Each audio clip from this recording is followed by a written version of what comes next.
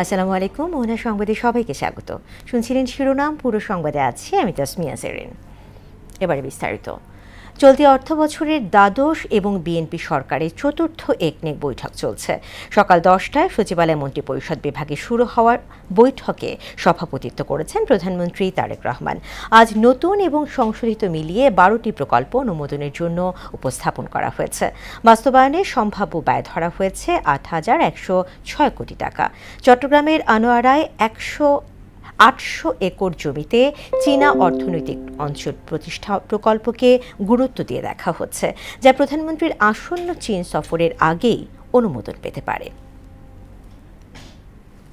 দর্শক, এ বিষয়ে আরও জানাতে সচিবালয় থেকে যুক্ত হচ্ছেন সহকর্মী মফিউর রহমান। মফিউর, একনেক বৈঠকে উত্থাপিত প্রকল্পগুলোর বিষয়ে সবশেষ কি তথ্য আছে আপনার কাছে, আমাদেরকে জানাবেন।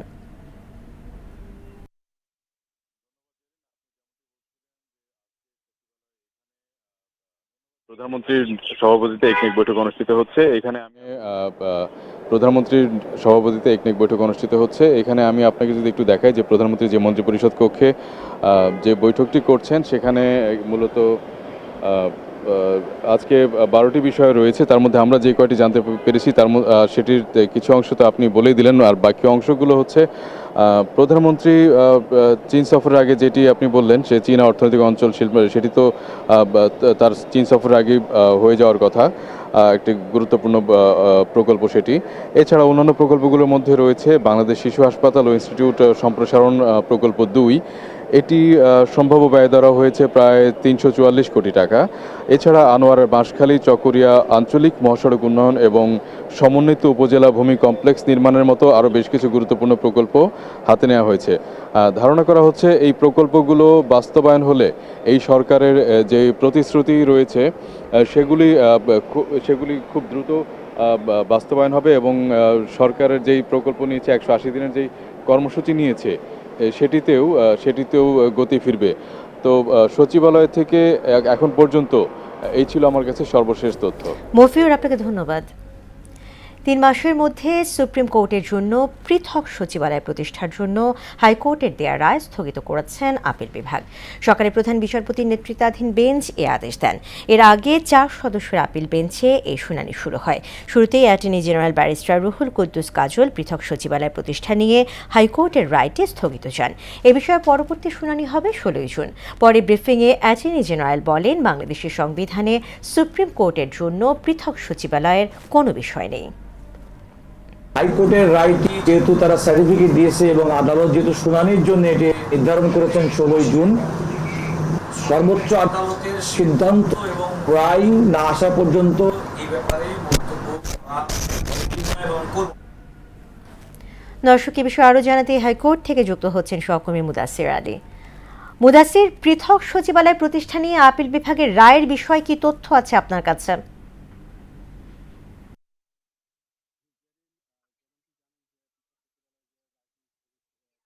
জি জেরিন, যেমনটি জানেন যে পৃথক সচিবালয়ের যে রায়টি স্থগিত করা হয়েছে এবং পরবর্তী আপিলের জন্য কিন্তু 16 জুন দিন ধার্য করেছেন আপিল বিভাগ। বিষয়টি হচ্ছে যে সংবিধানের 116 নং অনুচ্ছেদকে বাতিল করে কিন্তু এই সুপ্রিম কোর্টের জন্য কিন্তু আলাদা একটি সচিবালয়ের বিষয়টি রায় দেওয়া হয়েছিল 185 পৃষ্ঠার।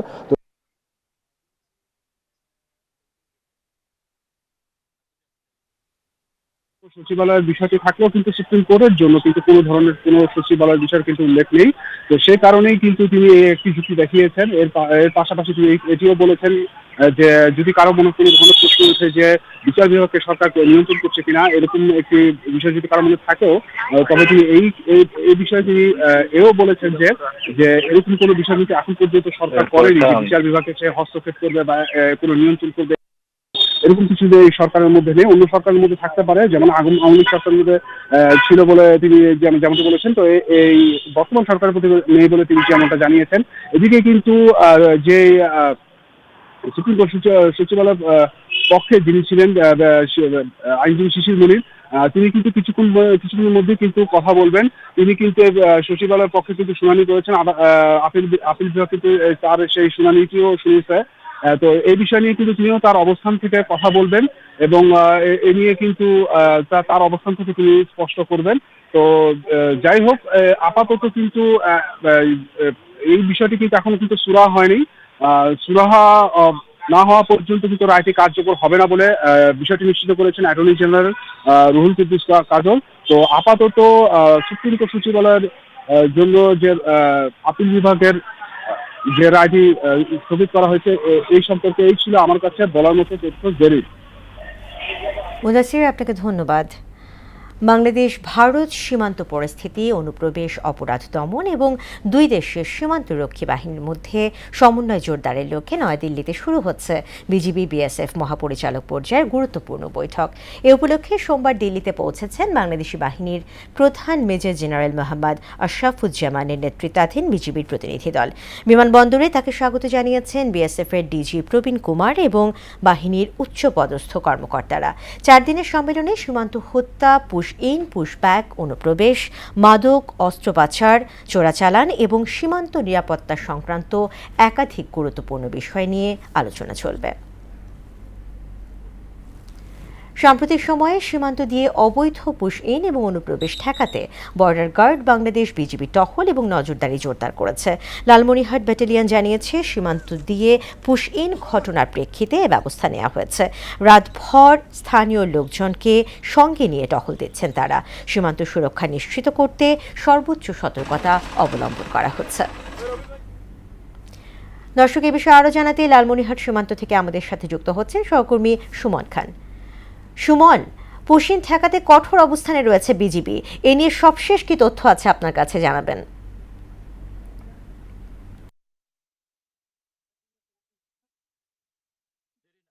যদি আপনার কথা তথ্য দিয়ে যদি বলি যে আসলে এই ভারতের যে বিধানসভা নির্বাচন, এই নির্বাচনের পর থেকেই কিন্তু পুশিন শুরু করেছে ভারতীয় বিএসএফরা এই অবৈধভাবে অনুপ্রবেশ করাচ্ছে এই বাংলাদেশে অভ্যন্তরে। তবে আমি যে বিজিবির কর্তৃপক্ষের সঙ্গে কথা বলেছি, তারা কিন্তু বারবার বলছেন যে পুশিং ঠেকাতে কিন্তু তারা ব্যাপক নিরাপত্তা জোরদার করেছে। পাশাপাশি বিশেষ করে যে স্থানীয়রা যারা আছেন তারা কিন্তু প্রথমেই এই পুশিন লোকজনকে দেখে তারাই কিন্তু প্রতিহত করে এবং এই স্থানীয়রাই কিন্তু বিজেপিকে খবর দেয়। তখন বিজেপিরা এসেই কিন্তু তাদেরকে আবারও ভারতের ভূখণ্ডে পাঠিয়ে দেয়। তবে আমি বিজেপির আরো ঊর্ধ্বতন কর্মকর্তার সঙ্গে কথা বলেছি, তারা কিন্তু বারবার বলছেন যে পুশিন ঠেকাতে জিরো টলারেন্স তারা ঘোষণা দিয়েছেন এবং পাশাপাশি আজকের যে সর্বশেষ তথ্য আমি নিয়েছি তাদের কাছে, তারা বলছেন যে এই পুশিন ঠেকাতে বিজেপির পাশাপাশি যে আনসার বাহিনী রয়েছে তারাও কিন্তু সীমান্তে টহল দিচ্ছে। পাশাপাশি রাতভর দিনভর কিন্তু স্থানীয়রাও এই পুশিন ঠেকাতে কিন্তু বিজেপিকে সহযোগিতা করছেন। তবে সব মিলিয়ে দেখা যাচ্ছে যে লালমনিরহাট যেহেতু একটি সীমান্তবর্তী এলাকা, সেখানে 5 উপজেলায় কিন্তু সীমান্তবর্তী, এই 5 উপজেলায় কিন্তু দেখা যাচ্ছে এক সপ্তাহের মধ্যে পুশিনের যে 5টি পয়েন্টে, যে বিভিন্ন পয়েন্টে তারা কিন্তু এই পুশিনের চেষ্টা করেছে। বিশেষ করে লালমনিরহাটের দুর্গাপুর, হাতীবান্ধা উপজেলার বড়খাতা, বুড়া সারোডিবি এবং পাটগ্রামের যে দহগ্রাম আঙ্গুরপোতা রয়েছে বড়বাড়ি এলাকায়, সেখানেও কিন্তু পুশিনের জন্য ব্যাপক লোকজন এনেছিল এবং সেটি কিন্তু বিজিবির তোপের মুখে বাধার কারণে কিন্তু তারা আবার তাদেরকে নিয়ে যায়। সেই ক্ষেত্রে পুশিং এর কোনো সুযোগ দিচ্ছে না বাংলাদেশ, এই বর্ডার গার্ড বাংলাদেশ বিজিবি। তো সব মিলিয়ে যে পুশিং এর বিষয়টি, সেটি হচ্ছে যে কঠোর নিরাপত্তা জোরদার করছে এই বিজিবি এই সীমান্তগুলোতে। তো জানি এই ছিল আমার কাছে সীমান্ত থেকে পুশিনের সর্বশেষ খবরাখবর। সুমন, আপনাকে ধন্যবাদ। আসন্ন বাজেট নিয়ে সাধারণ মানুষের প্রত্যাশার পাশাপাশি বাড়ছে বাস্তবায়নের চ্যালেঞ্জ। অর্থনীতিবিদ ও ব্যবসায়ী নেতারা বলছেন, বাজেটের সামাজিক খাতে বরাদ্দ বাড়ানোর আভাস ইতিবাচক হলেও মূল সংকট পরিকল্পনা ও জবাবদিহিতায়। একই সঙ্গে ডলার সংকটের কারণে তৈরি হওয়া অতিরিক্ত ব্যয়ের চাপ সামলাতে দ্রুত নীতিগত সিদ্ধান্তের দাবি জানিয়েছেন শিল্পোদ্যোক্তারা। বিস্তারিত মনিরুল ইসলামের প্রতিবেদনে। দোরগড়ায় আরও একটি নতুন অর্থবছর। অর্থনীতির বর্তমান টানাপোড়েনের মধ্যে আসন্ন জাতীয় বাজেট নিয়ে রয়েছে নানান সমীকরণ। 9,38,000 কোটি টাকার বাজেট দিতে যাচ্ছে বিএনপি সরকার, যা দেশের ইতিহাসের সর্বোচ্চ। তবে বাজেটের আকারের চেয়ে বড় বিষয় নীতিগত অগ্রাধিকার এবং বাস্তবায়নের সক্ষমতা।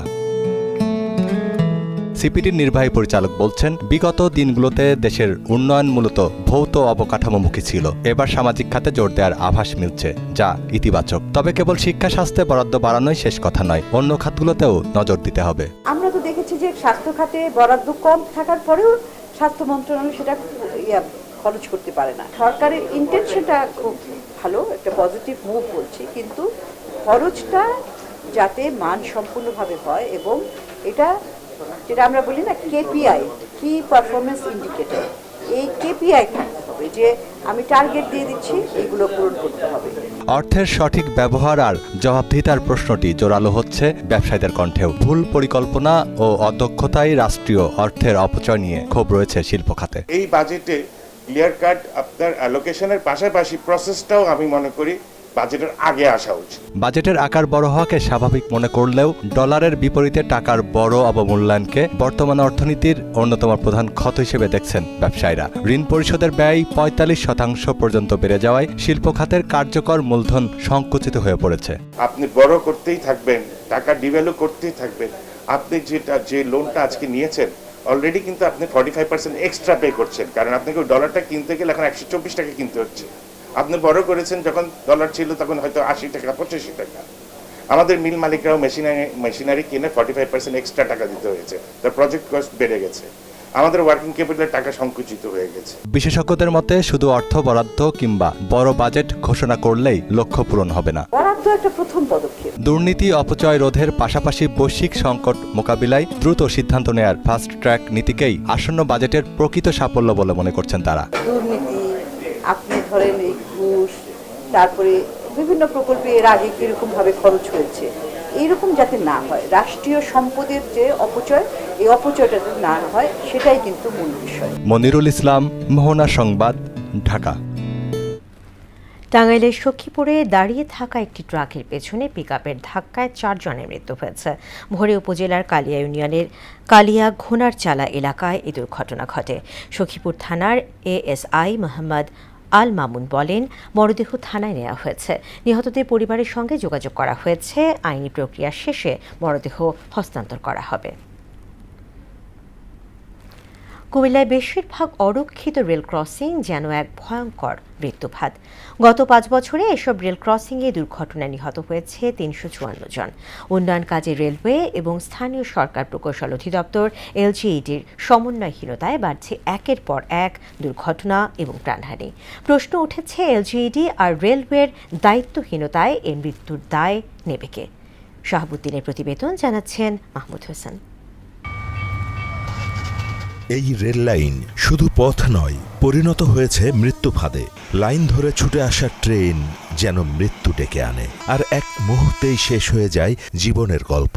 কুমিল্লায় একের পর এক অরক্ষিত রেল ক্রসিং এখন মানুষের কাছে এক আতঙ্কের নাম।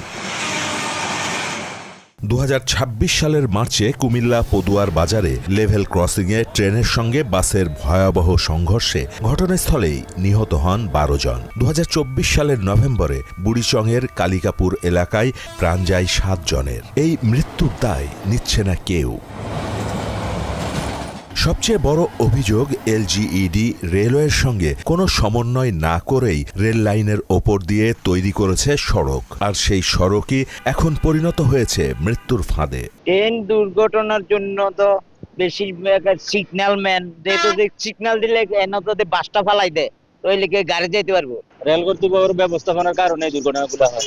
কিছু পরিচালক করো দায়, আর কিছু ড্রাইভারও দায় আছে। এই যে এদিনকে বিশ্ব আগের দিন পরের দিন ঘটনাটা হয়েছে শনিবারের দিন, এটা তো গেটম্যানের কারণে অবহেলা, আর কি অবহেলার কারণে দুর্ঘটনা। ঠিক মতন তদারকি করে তাইলে মনে করেন যে এটা আশা করি এরকম হবে না। রেল গেট পালার পরও তারা তাড়াতাড়ি যাওয়ার জন্য কিন্তু অ্যাক্সিডেন্ট, মানে এমন একটা ঘটনা ঘটছে।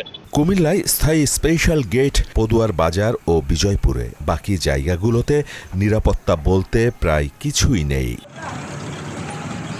লাকসাম রেলওয়ে থানার পরিসংখ্যান অনুযায়ী 2021 থেকে 2026 সালের এখন পর্যন্ত 335 দুর্ঘটনায় 354 জনের মৃত্যু হয়েছে। পুরো জেলায় 21টি লেভেল ক্রসিং গেট থাকলেও এর বাইরে রয়েছে অন্তত 59টি অরক্ষিত বা অবৈধ রেল ক্রসিং। রেল কর্মকর্তা জানান প্রায় সবগুলো সড়ক এলজিইডি রেল কর্তৃপক্ষের সাথে সমন্বয় না করে নির্মাণ করেছে। অন্যদিকে এলজিইডি বলছে 2024 সালে 31টি ঝুঁকিপূর্ণ অবৈধ লেভেল ক্রসিং এর বিষয়ে পদক্ষেপ নেয়ার জন্য সদর দপ্তরের প্রধান প্রকৌশলীকে চিঠি দেওয়ার কথা। যে 31টি স্পট যে আমাদের যে সিলেক্টেড হয়েছিল সেই বিষয়ে সংশ্লিষ্ট আমাদের এলজিইডির প্রধান প্রকৌশলী বরাবর আমাদেরকে এই বিষয়ে একটা পদক্ষেপ নেওয়ার জন্য এটা এখান থেকে চাওয়া হয়েছিল এবং বাই দি টাইম কোনো জায়গায় হয়ে গেছে এবং কি এখন বর্তমান কী সিচুয়েশন আছে কথা বাকি আছে সেটা আমি আপডেট করে আপনার রিসেন্টলি আমরা পরবর্তী আপনার জানাতে পারবো। এই দায়ভার তো আমরা রেলওয়ে কর্তৃপক্ষ নিব না, এটা দায়ভার তো এলজিডি কোনোভাবেই এড়াইতে পারে না, কারণ তারা কেন এই অবৈধভাবে আমাদের রেল লাইন ক্রস করে, তারা তো আমাদের কাছে বৈধভাবে রেল মন্ত্রণালয়ের অনুমোদন নিয়ে করতে পারে। কিন্তু এখন প্রশ্ন, এই মৃত্যুর দায় কার? এলজিইডি নাকি রেলওয়ের নাকি সমন্বয়হীনতার? মাহমুদ হোসেন, মোহনা সংবাদ। লক্ষ্মীপুরের রায়পুরে নতুন বাজার মহিলা কলেজ সড়কে চলমান ড্রেন নির্মাণ কাজ এখন স্থানীয়দের জন্য চরম দুর্ভোগের কারণ হয়ে দাঁড়িয়েছে। বেহালি সড়ক দিয়ে যানবাহন তো দূরের কথা, পথচারী চলাচলও দায় হয়ে পড়েছে। সামান্য বৃষ্টিতেই পুরো এলাকা কাদা পানিতে ভরে যায়। নাজিমউদ্দিন রিয়াদের প্রতিবেদন, জানাচ্ছেন মিশাল বিনতে আনোয়ার। বর্তমানে বোঝার উপায় নেই এখানে একসময় পাকা রাস্তা ছিল, দেখলে মনে হবে যেন হাল চাষের কোনো আবাদি জমি। লক্ষ্মীপুরের রায়পুর পৌর শহরের নতুন বাজার থেকে মহিলা কলেজ এবং উপজেলা মোড় থেকে নর্দমা পর্যন্ত চলছে ড্রেন নির্মাণের কাজ, তাতেই সড়কের এমন বেহাল অবস্থা। দুটি রাস্তায় ড্রেন নির্মাণে বরাদ্দ যথাক্রমে 16 কোটি 60 লাখ এবং 16 কোটি 57 লাখ টাকা। তবে বড় বাজেটের এই কাজের পরিকল্পনার অভাব স্পষ্ট। খনন করে তোলা মাটি রাস্তার পাশেই ফেলে রাখায় বন্ধ হয়ে গেছে পানি নিষ্কাশনের পথ। বৃষ্টির পানি ডাকাতিয়া নদীতে যাওয়ার কথা থাকলেও বাস্তবে সামান্য বৃষ্টিতেই বাজার জুড়ে জমছে নোংরা পানি। রাস্তা জুড়ে কোথাও বিরাট গর্ত, কোথাও থিকথিকে কাদা। যানবাহন চললে সেই নোংরা পানি ছিটকে পড়ছে পথচারীদের গায়ে। নষ্ট হচ্ছে বাজারের পরিবেশ, ফলে বাজারে ক্রেতা কমে যাওয়ায় মারাত্মক লোকসানের মুখে পড়ছেন ব্যবসায়ীরা। ডালার মিটিং একটা মেন রোডের মধ্যে হালা রাখছে, দোকানের সামনে একটা মানুষ যাতায়াত করতে পারে না। আমরা খুব অসুবিধার মধ্যে আসি। বসত বাড়িগুলোতে আমরা উঠানামা করা, মাথার সাথে বাচ্চারা আসা যাওয়াটা অনেক প্রবলেম হইতেছে। এত ধীর গতিতে চলতেছে, মানুষ চলাচল করতে খুবই কষ্ট হচ্ছে। স্থানীয়দের দাবির মুখে অবশ্য দ্রুত ব্যবস্থা নেওয়ার আশ্বাস দিয়েছে পৌর কর্তৃপক্ষ। ঠিকাদারদের মাধ্যমে রাস্তার মাটি সরিয়ে দ্রুত কাজ শেষ করার কথা জানান এই কর্মকর্তা। মাটিগুলো তুলে অন্য কোথাও নিয়ে রাখার মতো পর্যাপ্ত জায়গা আমাদের হাতে নেই। জনগণের চলাচলের ক্ষেত্রে কিছুটা কষ্ট হচ্ছে, এই বিষয়ের জন্য আমরা আন্তরিকভাবে দুঃখিত। আমরা যত দ্রুত সম্ভব কাজটি শেষ করে আমরা এই মাটিগুলো এখান থেকে সরিয়ে নিয়ে যাওয়ার জন্য চেষ্টা করছি। কর্তৃপক্ষের আশ্বাসে দ্রুত বাস্তবায়ন চান রায়পুরবাসী। সংশ্লিষ্ট দপ্তরগুলোর সমন্বিত উদ্যোগে দ্রুতই কাটবে এই জনভোগান্তি, প্রত্যাশা স্থানীয়দের। মিশাল বিনতে আনোয়ার, মোহনা সংবাদ। রক্ষণাবেক্ষণের অভাবে বেহাল নারায়ণগঞ্জের শীতলক্ষ্যা নদীর দুই তীরের ওয়াকওয়ে। পর্যাপ্ত নিরাপত্তা, পরিষ্কার পরিচ্ছন্নতা এবং নিয়মিত নজরদারি না থাকায় ওয়াকওয়েতে হাঁটা চলার সুস্থ পরিবেশ নেই। সঠিক ব্যবস্থাপনার অভাবে কোটি টাকার এই প্রকল্প বিনোদন প্রেমীদের জন্য এখন চরম ভোগান্তির কারণ। আজমির ইসলামের প্রতিবেদন, জানাচ্ছেন তাসিন তারিন। 2009 সালে শীতলক্ষ্যা সহ রাজধানীর আশেপাশের 4টি নদী রক্ষায় জেলা প্রশাসন ও বিআইডব্লিউটিকে নির্দেশ দেয় হাইকোর্ট। 2014 সালে শীতলক্ষ্যার দুই তীরে নির্মিত হয় ওয়াকওয়ে। শহরের 5 নম্বর ঘাট থেকে নিতাইগঞ্জ খাল ঘাট পর্যন্ত প্রায় 3.5 কিলোমিটার ওয়াকওয়ে হওয়ার পর স্বস্তির নিঃশ্বাস ফেলে সচেতন মহল। নদী রক্ষা, সৌন্দর্য বর্ধন এবং মানুষের হাঁটাহাঁটির জন্য এই পথ নির্মাণ হলেও এখন যেন অসুন্দরের প্রতীক হয়ে উঠেছে। ওয়াকওয়ের রেলিংয়ে বাঁধা হয় জাহাজের রশি, এতে বিভিন্ন স্থানে ভেঙে গেছে রেলিং। এছাড়াও বাসাবাড়ির ময়লা আবর্জনা ফেলা হচ্ছে এখানে। যারা নাকি কম দামে চাউরি আছে এরা তো বাসা চাই নাকি ব্লটিং গেলে উদায় ফেলা দেয়। বড় লোক যারা, তারা তো ডাইরেক্ট সাইডে দেয় ডেঞ্জার মাঝে। যে ময়লা ফালায়, আমরা এখানে কাজ করি সারাদিন, আমরা গন্ধের জ্বালায় থাকতে পারি না। এখানে বসতে গেলে দুর্গন্ধ বের হয়, ময়লা আবর্জনা ফেলে। সচেতন মহলের মতে কর্তৃপক্ষ সচেষ্ট হলে ওয়াকওয়ের বেহাল দশা রোধ করা সম্ভব। প্রতিটি বাড়ির মালিক এই ময়লা ফেলতে ফেলতে ওয়াকওয়েগুলো ভগ্নদশা হয়ে গেছে, ওয়াকওয়েগুলো রীতিমতো ময়লার স্তূপ হয়ে গেছে। এই অবস্থা চলতে থাকলে পরিবেশ বলতে আর কিছু থাকবে না। তাই আমি কর্তৃপক্ষের দৃষ্টি আকর্ষণ করছি যে ওয়াকওয়ে রক্ষণাবেক্ষণ করার জন্য যা যা করণীয় সব করুন। ওয়াকওয়ের স্বাভাবিক পরিবেশ ফিরিয়ে আনতে পদক্ষেপ গ্রহণের কথা জানায় কর্তৃপক্ষ। ওয়াকওয়ের পাশে যাতে ওয়াকওয়েতে না বাঁধে, গাছগুলি যাতে পণ্য পরিবহনের ক্ষেত্রে করা হয়, সেক্ষেত্রে আমাদের বোলার্ডের বেশ কিছু আমরা ডিমার্কেশন করে দিয়েছি এবং সেই বোলার্ডগুলি অলরেডি স্থাপনের কাজ চালানো হয়েছে। এই বোলার্ডগুলি যদি স্থাপন করা হয় তো সেক্ষেত্রে আপনার ওয়াকওয়েতে বাধার প্রবণতা কমে আসবে। পুতিময় দুর্গন্ধ নয়, সুন্দর পরিবেশে ওয়াকওয়েতে মানুষ হাঁটতে পারবে, এমনটাই প্রত্যাশা সবার। তাহসিন তারিন, মোহনা সংবাদ। দর্শক, এই ছিল মোহনা সংবাদে। যাবার আগে শোনাবো আরও একবার।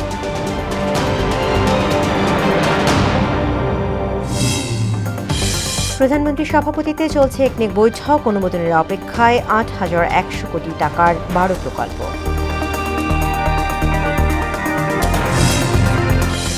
সুপ্রিম কোর্ট সচিবালয় প্রতিষ্ঠা নিয়ে হাইকোর্টের রায় স্থগিত, পরবর্তী শুনানি 16 জুন। বিষয়টি সংবিধানে অন্তর্ভুক্ত নয় বললেন অ্যাটর্নি জেনারেল। বিজিবি বিএসএফ সম্মেলনের দ্বিতীয় দিনে ডিজি পর্যায়ের বৈঠক, হত্যা পোষণে গুরুত্ব দেবে ঢাকা, সীমান্তে বিজিবির কড়া নজরদারি। এবং বাজেট নিয়ে প্রত্যাশার পাশাপাশি বাড়ছে বাস্তবায়ন চ্যালেঞ্জ, সামাজিক খাতে বরাদ্দ বাড়ানোর আভাস ইতিবাচক বললেন অর্থনীতিবিদরা।